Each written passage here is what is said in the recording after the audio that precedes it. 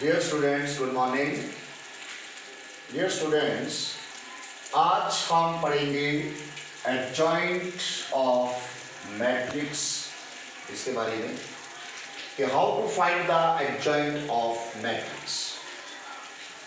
तो इसके लिए एडजॉइंट फाइंड करने के लिए जैसे सपोज हमारे पास कोई भी एक जनरल मैट्रिक्स दी गई है A11, A12, A21, A22, ये हमारे पास स्क्वायर मैट्रिक्स दी हुई है और इसका आपको एडजॉइंट फाइंड करना है। तो एडजॉइंट फाइंड करने के लिए क्या करना होता है, सबसे पहले हमने ये जो हमारे एलिमेंट्स हैं इन सब के आपने कोफैक्टर फाइंड करना है, कोफैक्टर निकालना है। कोफैक्टर मैंने आपको बताया था, कोफैक्टर के लिए हम कैपिटल A11 से डिनोट करते हैं। इसका मतलब है कि कोफैक्टर किस एलिमेंट का है, इस एलिमेंट का A11 का ही है। और ये कैसे निकाला जाता है, -1 रेज़ टू पावर 1 + 1, और जिस रो में ये होता है एलिमेंट और जिस कॉलम में होता है उसको हम डिलीट कर देते हैं। रिमेनिंग जो हमारे पास बच जाता है उसको हम ये एज माइनर यहाँ पर लिख देते हैं। और ये हमारे पास हो गया -1 की पावर 1 + 1 2 है, तो -1 की पावर 2 जो है वो पॉजिटिव होगा, तो ये हमारे पास A22 आ जाता है। इसी तरह से हम A12 निकालेंगे, मतलब कोफैक्टर ऑफ दिस एलिमेंट, तो ये क्या हो जाएगा -1 रेज़ टू पावर 1 + 2 3 हो जाएगा। ये जिस रो में एलिमेंट है और जिस कॉलम में है उसको डिलीट कर देंगे, हमारे पास बच गया माइनर A21, और ये हमारे पास हो जाएगा -1 की पावर 3 माइनस में रहेगा, तो ये हमारे पास आ जाएगा A21। क्लियर? ऐसे ही आपको A21 निकालना है सेकंड रो के, तो A21 क्या हो जाएगा -1 रेज़ टू पावर 2 + 1 3, जिस रो में है और जिस कॉलम में है उसको डिलीट कर देंगे, तो हमारे पास बन गया A12 and this is equals to -1 की पावर 3 माइनस रहेगा, तो ये आ गया A12। और फिर हम निकालेंगे A22, तो A22 क्या बन जाएगा -1 की पावर 2 + 2 हो गया 4, जिस रो में है और जिस कॉलम में है इसको हमने बैनिश कर दिया, तो हमारे पास क्या बच गया माइनर A11, और दिस इज -1 की पावर 4 पॉजिटिव रहेगा, तो ये हमारे पास आ गया A11। ये हमने फाइंड कर लिए इसके कोफैक्टर, हर एक एलिमेंट का हमने इस मैट्रिक्स का कोफैक्टर फाइंड कर लिया।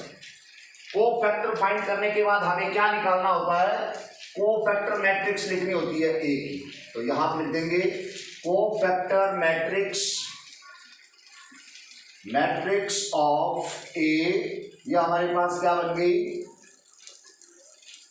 इस एलिमेंट का कोफैक्टर हमारे पास A22 आया है, इसको लिख देंगे।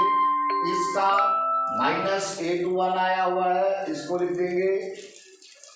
इस एलिमेंट का हमारे पास ये है कोफैक्टर -A12, और A22 एलिमेंट का कोफैक्टर है हमारे पास A11।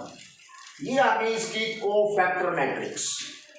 ठीक है, किसी भी मैट्रिक्स का एडजॉइंट जब हमने निकालना है तो सबसे पहले हमें कोफैक्टर मैट्रिक्स निकालनी है उस गिवन मैट्रिक्स की। और कोफैक्टर मैट्रिक्स कैसे निकाली जाती है, हर एक एलिमेंट का आपको कोफैक्टर निकालना है, जो कि मैंने आपको प्रीवियस वीडियो में आपको ये बताया था कि how to find the cofactor and minors.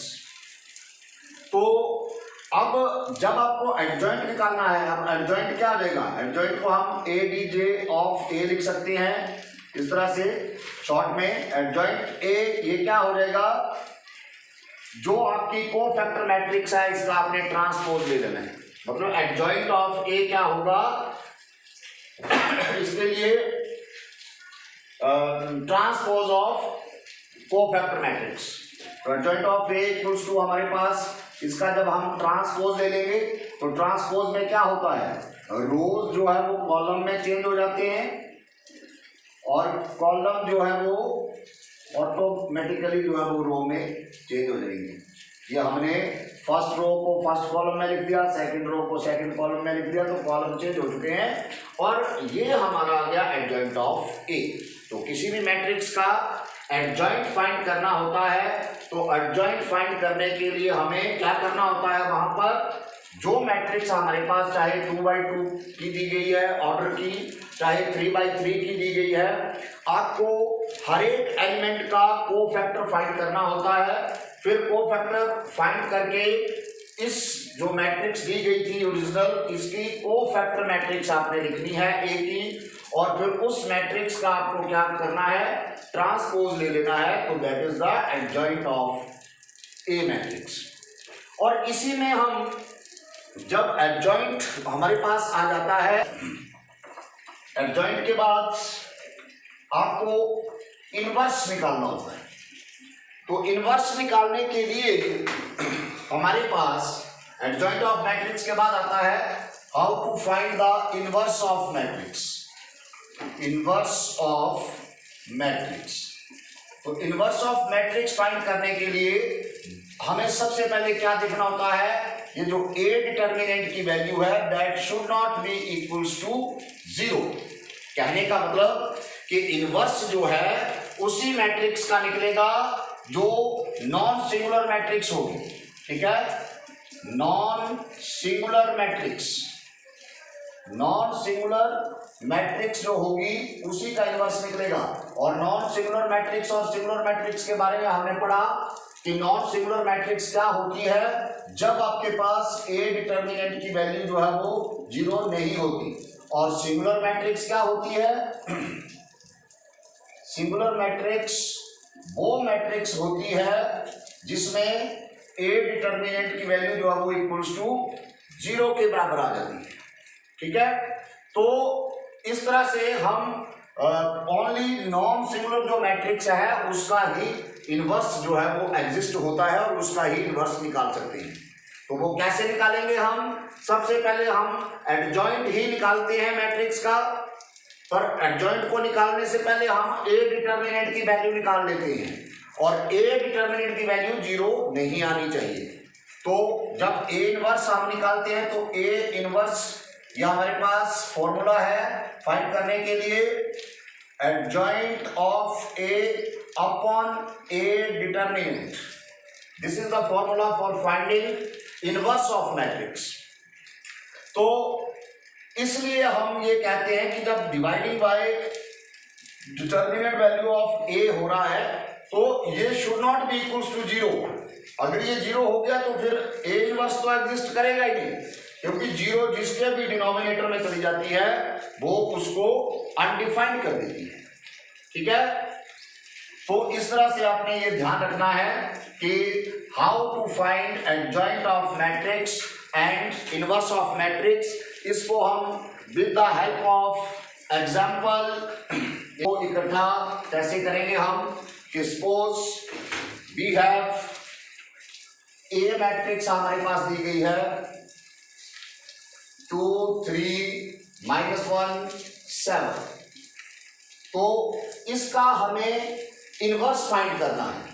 तो इनवर्स फाइंड करने के लिए हमें क्या करना है, सबसे पहले हमने इसका ए डिटर्मिनेंट वैल्यू जो है वो उसको फाइंड करना है 2 3 -1 7, और ये हमारे पास क्या हो जाएगी, डिटर्मिनेंट की वैल्यू आपको पता ही है कैसे फाइंड करते हैं, 2 7 का 14 माइनस फॉर्मूले का लगता है, लेकिन -1 को 3 से करेंगे तो ये भी -3 आएगा, तो -3 माइनस +3 और 14 + 3 कितना हो जाएगा 17। और ये 17 नॉट इक्वल्स टू 0 है, इसका मतलब इस मैट्रिक्स का जो इनवर्स है ए इनवर्स वो एग्जिस्ट कर रहा है, ए इनवर्स एग्जिस्ट कर रहा है। और जब एग्जिस्ट कर रहा है तो अब हमें क्या निकालना है, सबसे पहले एडजॉइंट।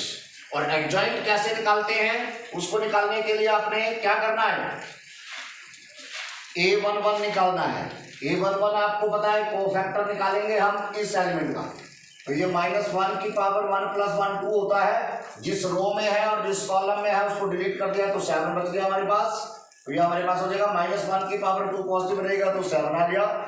वैसे ही आप A12 निकालोगे, -1⁻³ हो जाएगा।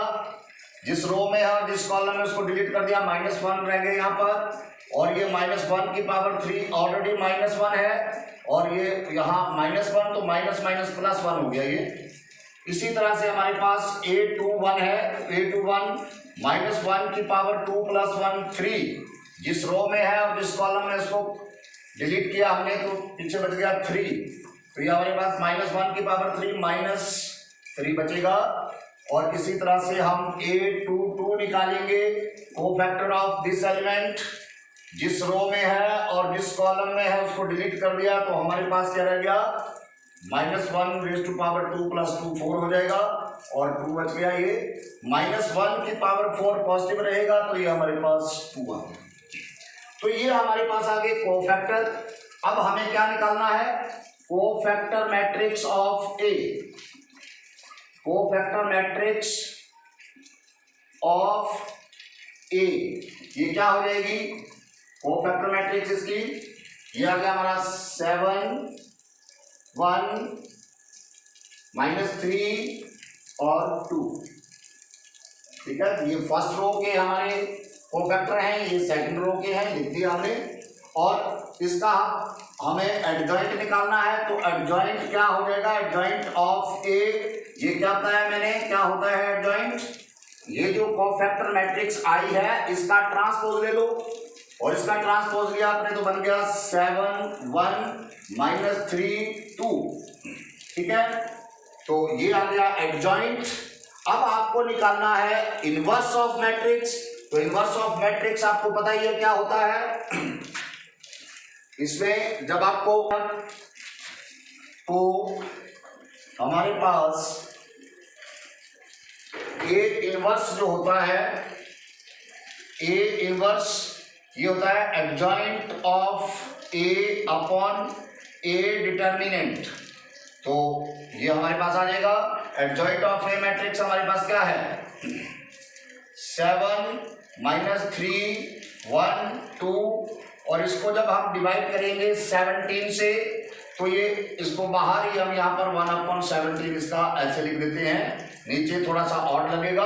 हाँ, अगर 17 से आपका हर एक एलिमेंट जो है वो डिवाइड हो जाता है तो कर दीजिए आप, नहीं तो हम 1/17 इस तरह से लिख देते हैं। And this will be the inverse of given matrix जो हमारे पास दी गई थी, ए मैट्रिक्स इक्वल्स टू दिस।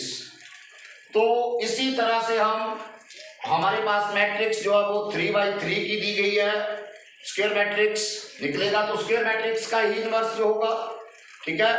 तो ऐसे ही हम जो है वो 3/3 का भी निकाल सकते हैं। नेक्स्ट वीडियो में हम और इसी तरह के क्वेश्चन जो है वो इनवर्स रिलेटेड और एडजॉइंट रिलेटेड करेंगे। Thank you.